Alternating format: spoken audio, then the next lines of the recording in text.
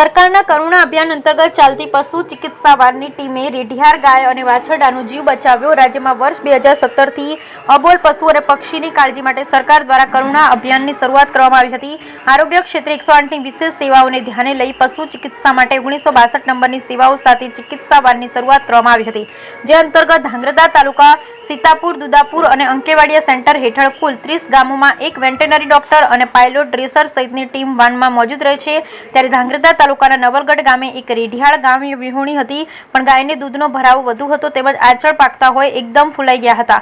આવા સંજોગોમાં વાછરડું દૂધ પી નથી શકતું અને વાછરડાના જન્મ પછી 48 કલાક ગાયની આ જ હાલત રહે તો આવા કિસ્સામાં ગાયનું મૃત્યુ થઈ શકે છે, જેથી સામાજિક કાર્યકર સિંધુભાઈ દ્વારા કંટ્રોલ રૂમમાં સમગ્ર હકીકત જણાવી ઇમરજન્સી સમજાવી હતી।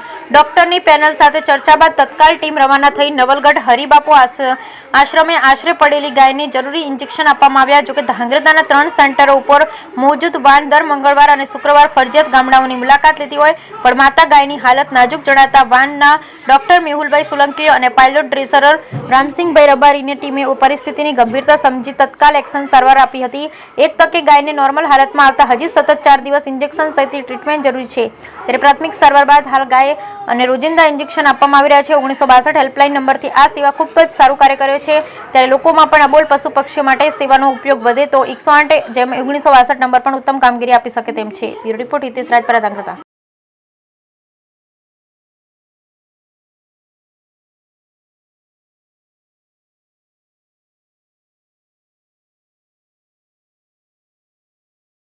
રામસિંહભાઈ મોતીભાઈ સીતાપુર લોકેશન ઉપર 1962 માં પાયલોટ અને ડ્રેસર તરીકે ફરજ બજાવું છું। અમને સિદ્ધુભાઈએ નવલગઢ ગામે તાત્કાલિક જાણ કરતાં ગાય વિયાણી હતી અને બછડાનો જન્મ થયો હતો। તાત્કાલિક અમે એ હાજર સ્થળ પર પહોંચી ગયા અને સિદ્ધુભાઈએ અને એમની ટીમે સારી અમને સાથ આપ્યો અને 1962 અમે સીતાપુર લોકેશન ઉપર ફરતા 10 ગામમાં ફરજ બજાવી છીએ અને અમને આ જ રીતે સેવા કરી છે। જો અમે સમયસર અહીં ન પહોંચ્યા હોત તો આ ગાયનું મૃત્યુ થઈ જાય તેમ હતું। ડૉક્ટર મેહુલ સોલંકી સાહેબે ફૂલ પ્રયત્ન કરીથી ગાયને બચાવી છે અને પાયલોટ રામસિંહભાઈ અને સિદ્ધુભાઈ ટીમ સાથે આવીને ખૂબ કામ કર્યું છે। 1962માં કોઈ પણ કામ હોય તો આ 10 ગામમાં અમે ગમે ત્યારે હાજર રહીશું। સવારના 7 થી 7 ગમે ત્યારે અમને કોલ કરી શકો છો। 1962 ગુજરાત સરકાર તરફથી આ સેવા આપેલી છે। તમારે બધાને આ લાભ લેવા માટે 1962માં ગમે ત્યારે કોલ કરી શકો છો। જય હિન્દ।